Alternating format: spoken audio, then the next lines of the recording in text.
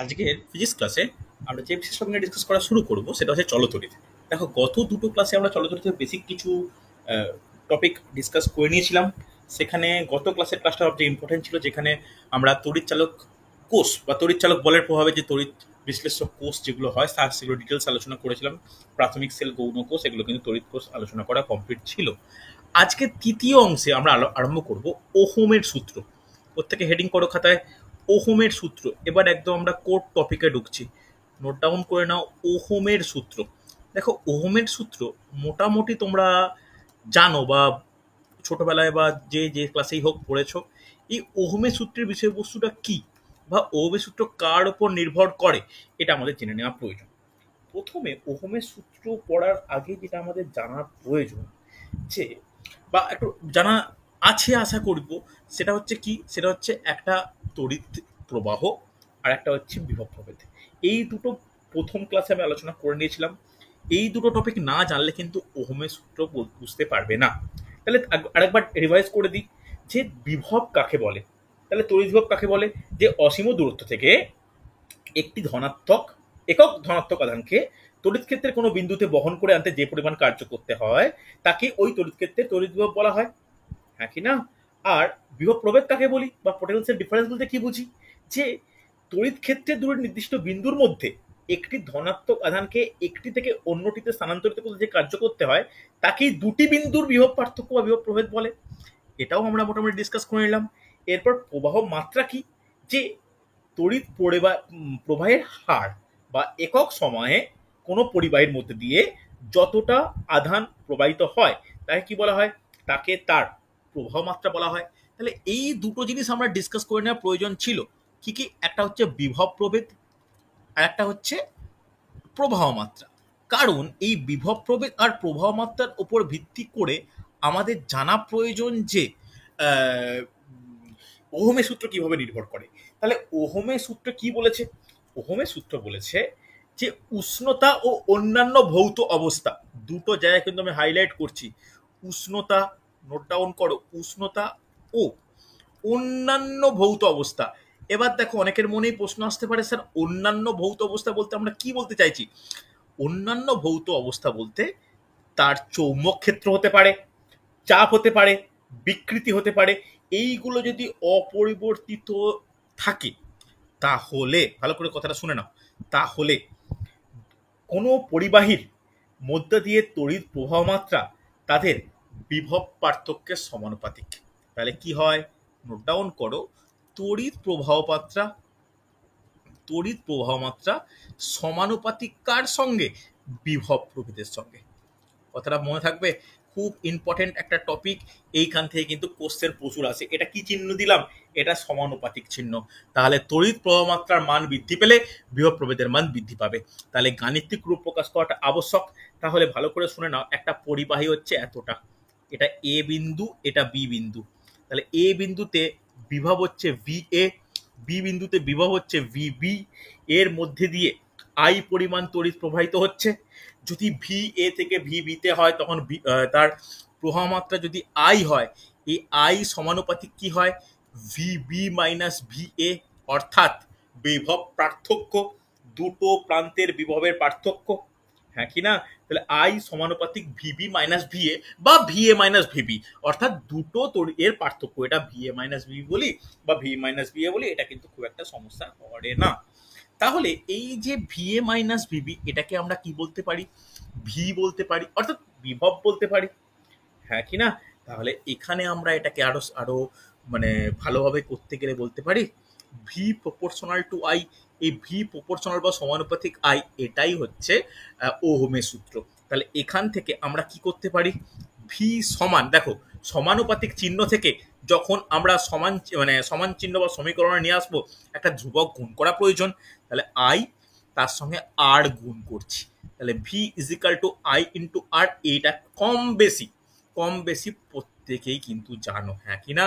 V is equal to I into R, এটা কম বেশি প্রত্যেকেই জানো। এর পরের যে টপিকটা আমাদের জানা প্রয়োজন, এই যে আর যে লিখলাম, এই আরটা কি? কে বলবে এই আরটা কি? তাড়াতাড়ি কেউ একজন বলো। আর রোদ হচ্ছে স্যার। রোধ। আর হচ্ছে রোধ। রোধকে ইংলিশে কি বলি?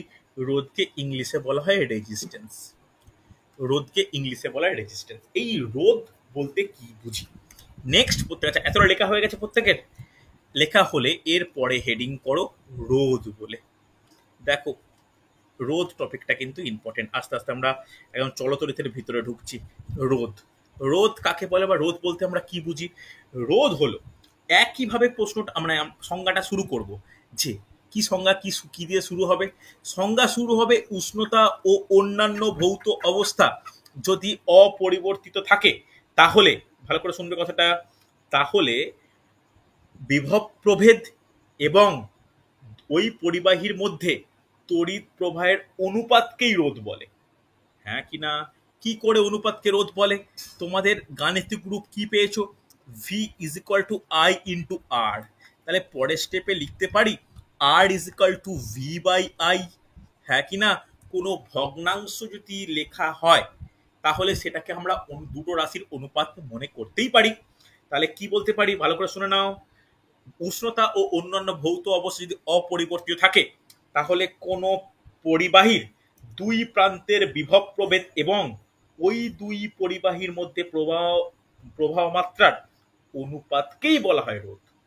কথা বোঝা গেল? হ্যাঁ কি না? এই হচ্ছে রোধের সংজ্ঞা। কিন্তু যদি রোধের বাস্তবিক আচরণ দেখি তাহলে রোধকে কি বলবো? কে বলতে পারে? এটা তো আমি গাণিতিক রূপ থেকে সংজ্ঞাটা বললাম, কিন্তু এমনিতে যদি রোধের কথা বলি তাহলে কি বলবো? দেখো একটা আমরা একটা বলকে যদি কোনো মেঝেতে বা মাঠে গড়িয়ে দিই, বলটা একটা জায়গার পরে স্থির হয়ে যাবে। এই স্থিরটা কেন হয়ে যায়? কে বলবে? আমরা একটা প্রত্যেকেই জানি একটা বলকে যদি গড়িয়ে দিই স্থির, ঘর্ষণ বলের জন্য। বল এবং মেঝে বা কোনো চাতাল, উঠোন বা মাঠ, তাদের যে তলের উপর একটা ঘর্ষণ বলের জন্য আস্তে আস্তে তার বলের যে গতিশীলতা নষ্ট হয়ে আস্তে আস্তে সেটা কি হচ্ছে? থেমে যাচ্ছে। এবার সেই একইভাবে কোনো পরিবাহীর মধ্যে দিয়ে যখন তড়িৎ প্রবাহ ঘটে, তখন একটা বিশেষ ধর্ম কাজ করে। কি ধর্ম? যে ধর্মের ফলে একটি পরিবাহী তার মধ্যে তড়িৎ প্রবাহকে বাধা দেয়, তাকে কি বলা হয়? রোধ। এই পয়েন্ট একটু লিখে নেওয়া প্রয়োজন। যে ধর্মের ফলে, নোট ডাউন করো, লিখে নাও, কিন্তু ছোট ছোট পয়েন্ট কোশ্চেন জন্য ইম্পর্টেন্ট। যে ধর্মের জন্য একটি পরিবাহী, যে ধর্মের জন্য একটি পরিবাহী তার মধ্যে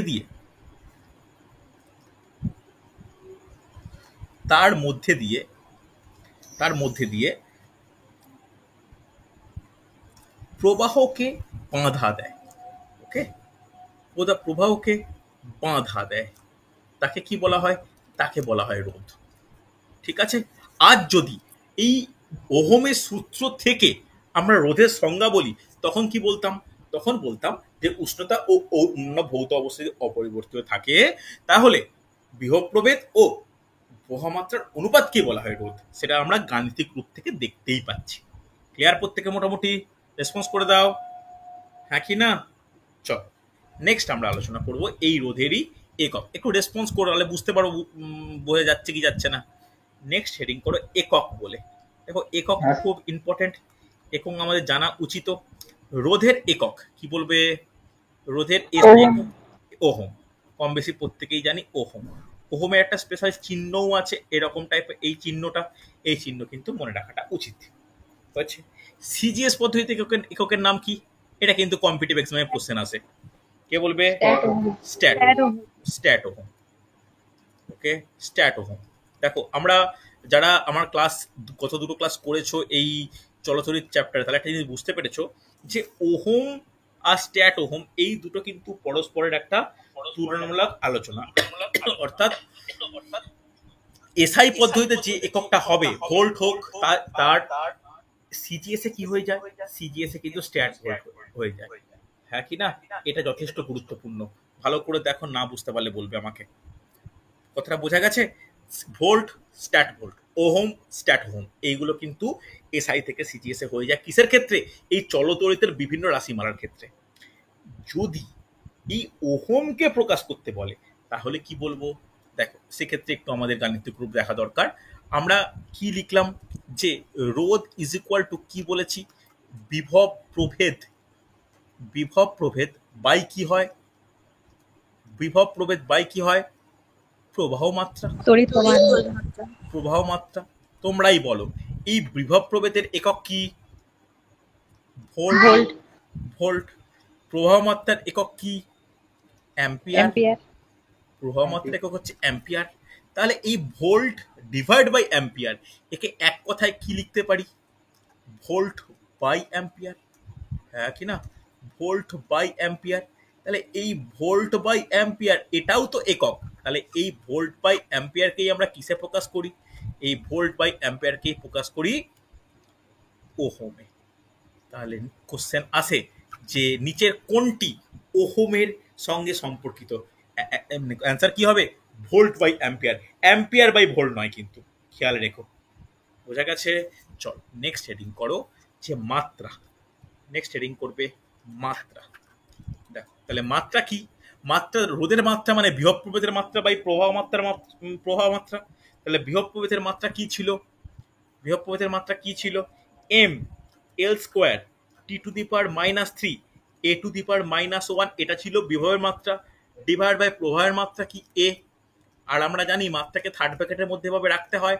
তাহলে সর্বসাকুল্যে বা ক্যালকুলেট করে যদি দেখে নিই, তাহলে ওহমের মাত্রা কি হবে, M L square T to the power -3 A to the power -2, হ্যাঁ কি না। দেখো ডবল ডিভাইস করে ফেললাম, কিন্তু এইটা কিসের মাত্রা, এটা হচ্ছে বিভবের মাত্রা। এ মানে কি মাত্রা, এ হচ্ছে প্রবাহ মাত্রার, হ্যাঁ কি না। কোনো ডাউট বা অসুবিধা থাকলে বলো আমাকে, রেসপন্স করার পর থেকে বোঝা যাচ্ছে। তাহলে এই কোশ্চেন কিন্তু প্রচুর পরীক্ষায় আসতে লক্ষ্য করা যায়, কোনো অসুবিধা থাকলে বলবে আমাকে।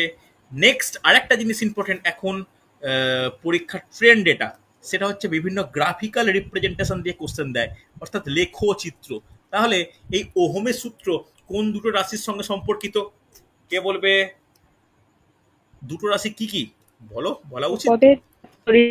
হ্যাঁ একদমই তাই, একটা বিভব প্রভেদ ভি, একটা তড়িৎ প্রবাহ মাত্রা আই, এদের মধ্যে পারস্পরিক সম্পর্ক।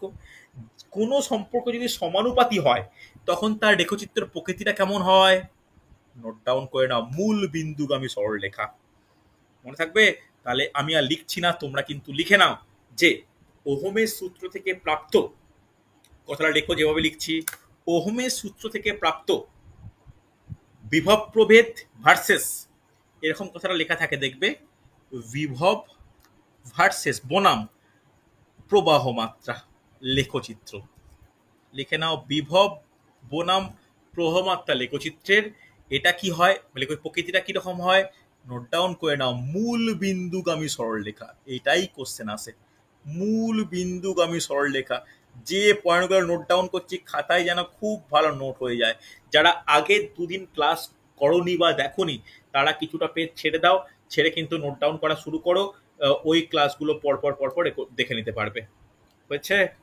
দেখে নাও প্রত্যেকে, কোনো ডাউট থাকলে বলবে এতটা পর্যন্ত, এতটা পর্যন্ত কোনো ডাউট থাকলে বলবে আমাকে, কোনো অসুবিধা নেই।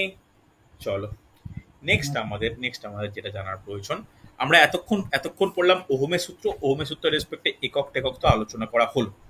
নেক্সট যেটা জানার প্রয়োজন যে এই ওহমের যে সূত্র, এই সূত্রের ওপর ডিপেন্ড করে কোনো পরিবাহীকে, অর্থাৎ যার মধ্যে তড়িৎ মানে পরিবহন করা হয়, সেই পরিবাহীকে দুটো ভাগে কিন্তু ভাগ করা যায়, একটু লিখে নেওয়া প্রয়োজন। ওকে, কি কিভাবে ভাগ করা যায়, দেখো কোনো পরিবাহীকে কিন্তু আমরা নর্মালি ভাগ করতে পারি তড়িৎ সুপরিবাহী, তড়িৎ কুপরিবাহী, অর্ধপরিবাহী, অতি পরিবাহী, এইভাবে কিন্তু পরিবাহীকে ভাগ করা যায়। আমরা একটু পরে যখন পরিবাহিতা বা পরিবাহিতাঙ্ক পড়ে ফেলবো তখন আমরা ওটা আলোচনা করব, কিন্তু যখন এখন ওহমের সূত্র পড়ছি, ওহমের সূত্র অনুযায়ী পরিবাহীকে দুটো ভাগে ভাগ করা যায়। কি কি, একটা লিখে নাও, ওহমীয় পরিবাহী, কোশ্চেন দেয় কিন্তু, ওহমীয় পরিবাহী। দেখো বুঝতে অসুবিধা হলে কিন্তু আমাকে থামাবে, আমাকে থামিয়ে জিজ্ঞাসা করবে। আর 2 নম্বর লিখে রাখো অওহমীয় পরিবাহী, অওহমীয় পরিবাহী, মনে থাকবে। একটা ওহমীয় পরিবাহী, একটা অহমীয় পরিবাহী। তাহলে ভালো করে শুনে নাও যে এই দুটো সংজ্ঞা দেখেই মানে সংজ্ঞা বলছি, নাম দেখেই মোটামুটি কি সংজ্ঞা হতে চলেছে বয়ে যাওয়া উচিত। তাহলে যে সমস্ত পরিবাহী ওহমের সূত্র মেনে চলে, ওকে, যে সমস্ত পরিবাহী ওহমের সূত্র মেনে চলে, যে সমস্ত পরিবাহী ওহমের সূত্র মেনে চলে তাকে বলা হয় ওহমীয় পরিবাহী। যেটা মেনে চলে না, যে সমস্ত পরিবাহী ওহমের সূত্র মেনে চলে না, সেইগুলো কি, সেইগুলো অওহমীয় পরিবাহী। ওকে, এর পরের ব্যাপার, এটা তো হলো মেনে চলে মেনে চলে না। তাহলে এই যে মেনে চলে না, এদের ক্ষেত্রে বাস্তবিক এক্সাম্পল কি হবে, বাস্তবিক এক্সাম্পল কি হবে, এটা কিন্তু ইম্পর্টেন্ট। দেখো, নর্মাল বলতে যে কোনো ধাতু বেশিরভাগ ক্ষেত্রে ওহমীয় পরিবাহী, কিন্তু কোশ্চেনে কখনো ওহমীয় পরিবাহী দিয়ে আমি দিতে দেখিনি। অহমীয় পরিবাহী বলতে সেটাই কিন্তু কোশ্চেন দেয়, যেগুলো তড়িৎ প্রবাহের ক্ষেত্রে ওহমের সূত্র মেনে চলে না। তাহলে সেগুলোর এক্সাম্পল কি, বেশিরভাগ ক্ষেত্রে অর্ধ পরিবাহীগুলো, যার মধ্যে লিখে নাও জার্মেনিয়াম, সিলিকন। কোশ্চেন আসে কিন্তু, ভালো করে নোট ডাউন করো। ও কিছু ক্ষেত্রে বিভিন্ন গ্যাসের মধ্যে দিয়ে তড়িৎকরণের ক্ষেত্রে এই অহমীয় পরিবাহী কিন্তু লক্ষ্য করা যায়। হ্যাঁ কিনা ভালো করে দেখো, খুব ইম্পর্টেন্ট কিন্তু। বোঝা গেছে? চল চল, নেক্সট একটা হেডিং করবে খুব গুরুত্বপূর্ণ, এই ওহমের সূত্রের সঙ্গে বা রোধের সঙ্গে সম্পর্কিত। লিখে নাও কোষের আভ্যন্তরীণ রোধ। এই পয়েন্টটা কিন্তু ইম্পর্টেন্ট। কোষের আভ্যন্তরীণ রোধ, এখানে কোষ বলতে কি, এখানে কোষ বলতে কিন্তু গত ক্লাসে যে পড়িয়েছি তড়িৎ কোষ, এই তড়িৎ কোষের কথা কিন্তু বলা হচ্ছে। তাহলে কোনো কোষের ক্ষেত্রে আভ্যন্তরীণ রোধ কি থাকে বা কি ব্যাপার, কিভাবে ক্যালকুলেট করতে হয়, আমি বেশি থিওরির দিকে যাব না, যেহেতু কম্পিটিটিভ এক্সাম পারপাসে যেটুকু বলা দরকার আমি বলে রাখছি।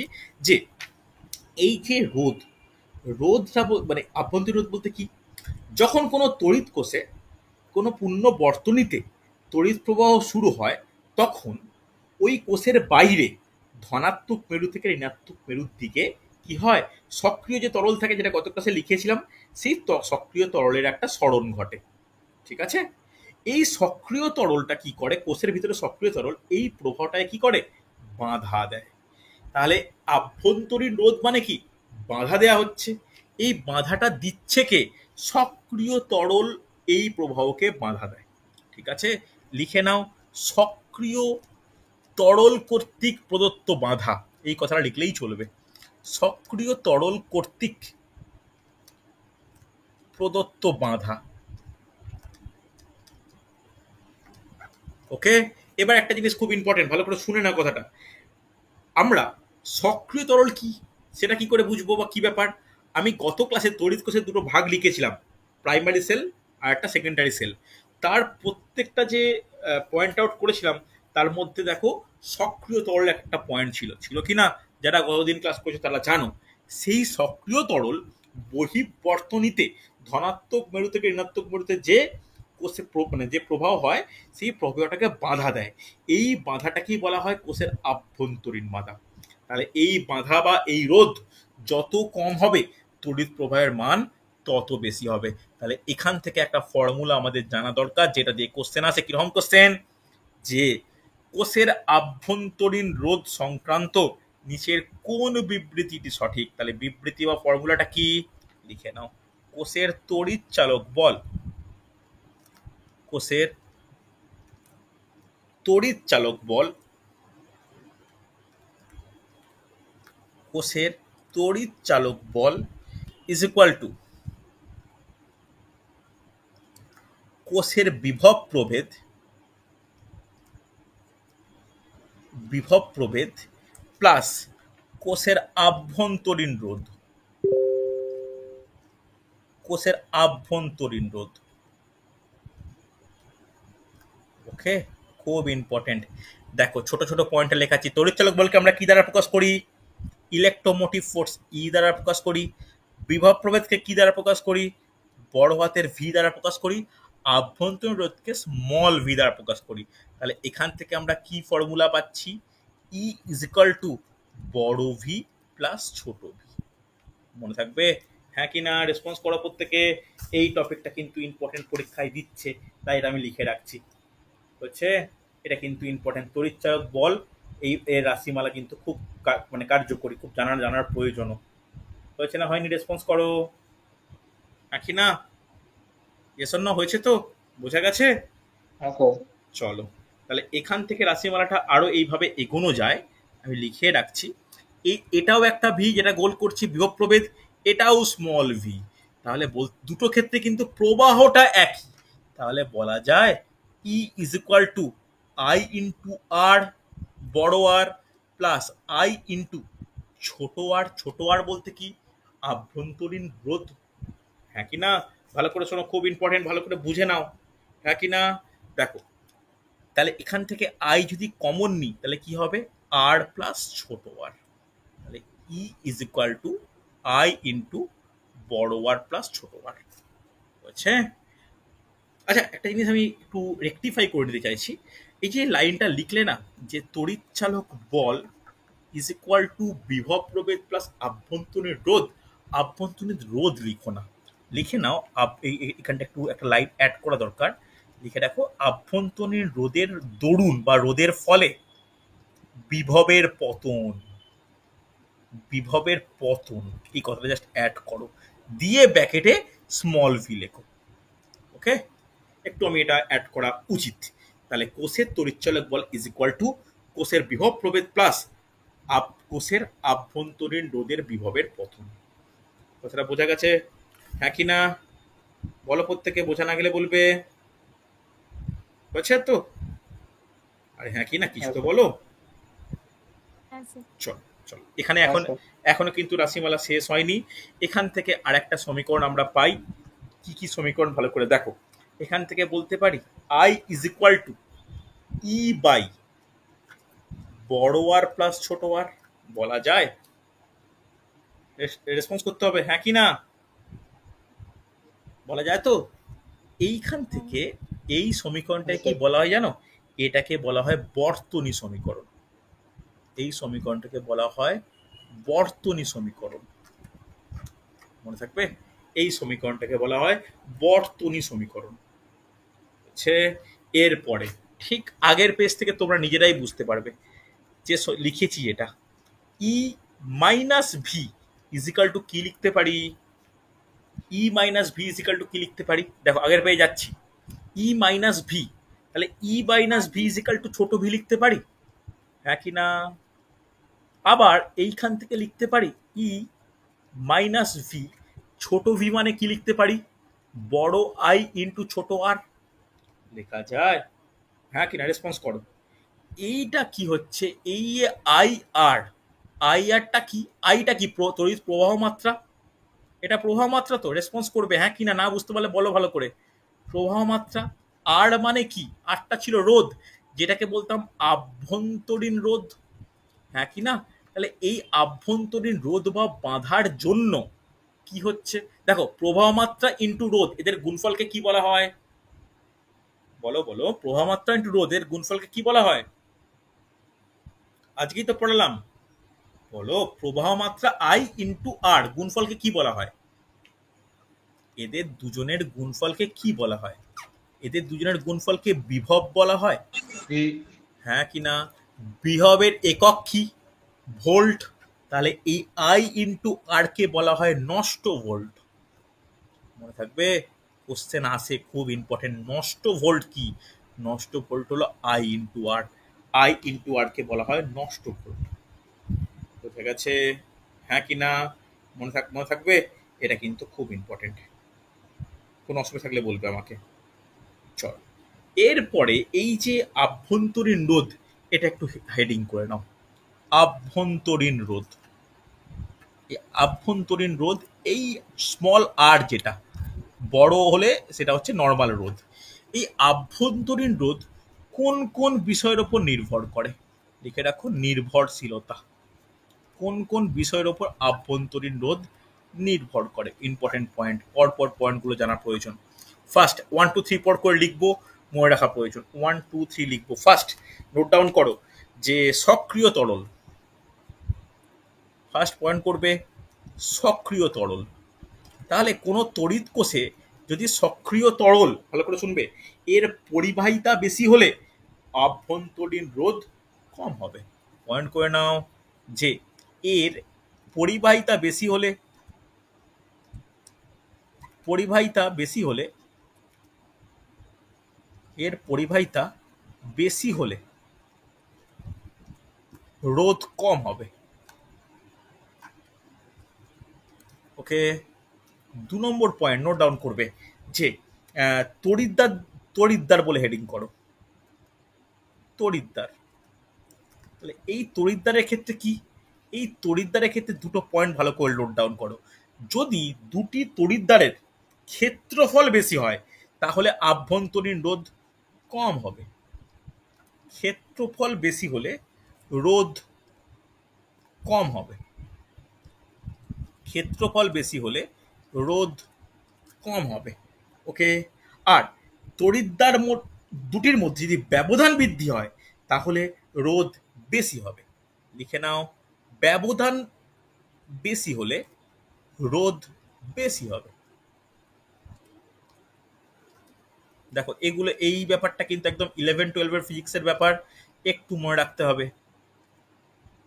তাহলে আমার এখানে আন্ডারলাইন করছি কোনটা, বেশি হলে রোধ কম, ক্ষেত্রফল বেশি হলে রোধ কম, তড়িৎদ্বারের ব্যবধান বেশি হলে রোধ বেশি। আমার যেটা হাইলাইট করা দরকার ছিল আমি কিন্তু করে দিলাম।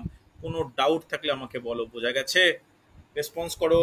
তাহলে আভ্যন্তরীণ রোধ এই টপিকটা দিয়ে এখন যেহেতু প্রশ্ন একটু বেশিই আসছে তাই এটা কিন্তু আমি লিখিয়ে রাখলাম। কোনো ডাউট থাকলে আমাকে বলো। প্রত্যেকে রেসপন্স করো, বোঝা গেছে না যায়নি? আরে হ্যাঁ কি না, কিছু তো বলো। ক্লিয়ার? মোটামুটি ক্লিয়ার হয়েছে? ভালো করে কিন্তু নোট রেডি করো। নেক্সট আমার যেটা জানার প্রয়োজন, ছোট্ট করে বলে রাখি, পরের দিন এটা ডিটেলস আলোচনা করব। যে এতক্ষণ আমরা পড়লাম যে রোধ, মানে আভ্যন্তরীণ রোধ। এবার আমরা নর্মাল রোধ, সেটা কার কার ওপর ডিপেন্ড করে।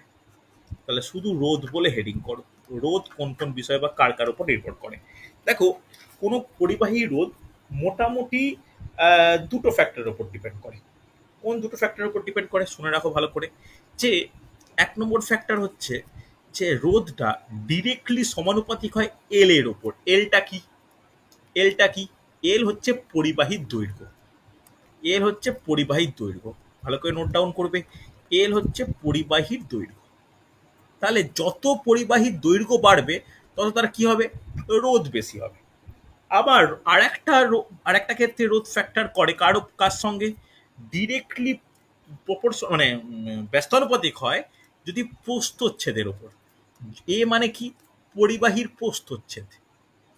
পরিবাহীর প্রস্থচ্ছেদ। প্রস্থচ্ছেদ কথার অর্থ কি? যে একটা কোনো পরিবাহী কতটা মোটা হবে, যত মোটা হবে তত কি হবে?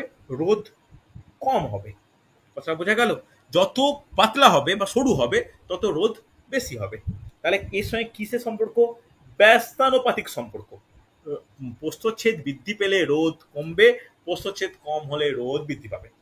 তাহলে প্রথম সম্পর্কটা সমানুপাতিক, পরের সম্পর্কটা ব্যস্তানুপাতিক। এই দুটো তখনই হবে যখন আমরা এল এর সঙ্গে সম্পর্ক দেখব, তখন এ কে স্থির হতে হবে।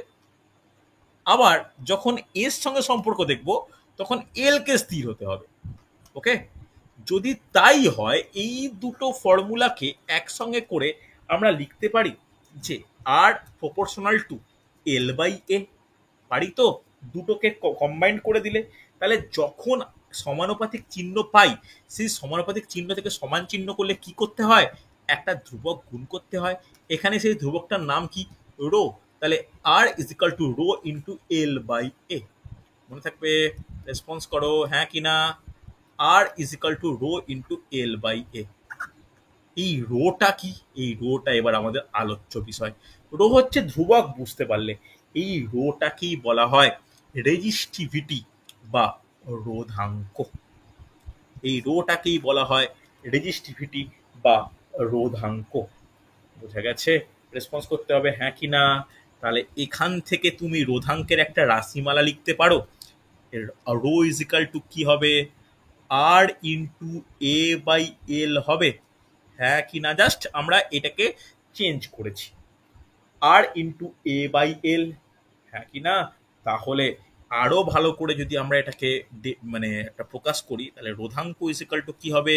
আর মানে কি? আর মানে রোধ ইনটু পরিবাহীর ক্ষেত্রফল। এ মানে তো ক্ষেত্রফল, পরিবাহীর ক্ষেত্রফল ডিভাইডেড বাই কি হবে? ডিভাইড বাই পরিবাহীর দৈর্ঘ্য। বোঝা গেছে? তাহলে রোধাঙ্ক ইজিক্যাল টু রোধ ইনটু ক্ষেত্রফল বাই দৈর্ঘ্য। কোনো ডাউট থাকলে আমাকে বলো, থেকে রেসপন্স করতে হবে। কঠিন চ্যাপ্টার করাচ্ছি, ধীরে ধীরে করাবো। হয়েছে না হয়নি? Yes or no? হ্যাঁ স্যার। হচ্ছে। তাহলে দেখো, আজকে মোটামুটি যে টপিকটা শুরু করেছিলাম আজকে এতটাই কন্টিনিউ রাখবো। এর পরের দিন অর্থাৎ পরশু দিন এই টপিকটা আবার ক্লাস নেব। এই পরশু দিনের ক্লাসে রোধাঙ্ক দিয়ে শুরু হবে, রোধাঙ্কর সঙ্গে পরিবাহিতাঙ্ক সম্পর্ক পাবো, পরিবাহিতাঙ্কের পরে আমরা রোধের সমবায় দেখব, তারপরে চলে যাব তড়িৎ প্রবাহে তাপীয় কল জুলের সূত্র, তার ব্যবহারিক প্রয়োগ, তড়িৎ ক্ষমতা, তারপরে তড়িৎ ক্ষমতার পরে চুম্বকীয় বিভিন্ন ক্রিয়া, এগুলো আলোচনা করব। লাস্টে একদম এই চ্যাপ্টারের ওপর এই ম্যাথামেটিক্যাল টপিকগুলো ডিসকাস করব, কারণ এটা হচ্ছে এমন একটা টপিক যেখানে ম্যাথামেটিক বা গাণিতিক বিভিন্ন প্রশ্নাবলী কিন্তু থেকেই যায়। তাই আমাদের খুব ভালো করে টপিকটা ক্লিয়ার করা দরকার। ওকে, চলো। স্যার, কোনো ডাউট থাকলে বলো। হ্যাঁ রূপঙ্কর বলো। হুম। রোধ আর রোধাঙ্ক স্যার অপোজিট, মানে মানে দুটো আলাদা। অপোজিট? অপোজিট বলতে বুঝতে পারলাম না, বলো। মানে ওটা তো এল এর সাথে সমানুপাতিক আর এটা এ এর সাথে ব্যস্তানুপাতিক, এটা তো উল্টো হচ্ছে রোধাঙ্কের ক্ষেত্রে। এ এর সাথে সমানুপাতিক, এল এর সাথে ব্যস্তানুপাতিক। কোনটা কোনটা কোনটা কার ক্ষেত্রে বলো, কোন কার ক্ষেত্রে? রোধাঙ্কর ক্ষেত্রে। রোধাঙ্কর ক্ষেত্রে তো ক্ষেত্রফলের বাদে সমানুপাতিক হচ্ছে তাহলে। না না, দেখো, সমানুপাতিক সমানুপাতিক তখনই হবে তুমি এইটা উপরে আছে বলে। ভালো করে শুনে নাও, এটা হচ্ছে ম্যাথমেটিক্যাল ব্যাপার। এই যে rho is equal to R into A by L, তাই তো? এবার আমি তখনই তুমি এ আর এল এর সঙ্গে সম্পর্ক করতে পারো যদি রোধটা ধ্রুবক হয় তবেই, হ্যাঁ কি না? যদি বড় হাতের আর এটা যদি ধ্রুবক হয় তখনই আমি বলতে পারি রো সমানুপাতিক এ, রো সমানুপাতিক 1/L, মানে ব্যস্তানুপাতিক। এটা তখন বলতে পারবো যদি রোধটা ধ্রুবক হয়। ধরে নিচ্ছি রোধ ধ্রুবক, তবে অ্যাবসোলিউটলি কারেক্ট প্রস্থচ্ছেদের সঙ্গে, ভালো করে শুনবে, প্রস্থচ্ছেদের সঙ্গে সমানুপাতিক, দৈর্ঘ্যের সঙ্গে ব্যস্তানুপাতিক রোধাঙ্কটা। ঠিক আছে? সেটা গাণিতিক রূপ দিয়ে প্রকাশিত। ঠিক আছে। ওকে, পরের দিন এটা বুঝতে পারবে যে রোধের অপোজিটকে কিন্তু আমরা বলি পরিবাহিতা, আর রোধাঙ্কের অপোজিট বা অনন্যককে বলা হয় পরিবাহিতাঙ্ক। ঠিক আছে? কন্ডাক্টেন্স, কন্ডাক্টিভিটি, এটা পরের দিন আমরা ডিসকাস করবো। ওকে, চলো আজকে তাহলে ঠিক আছে। এতটাই। হ্যাঁ স্যার।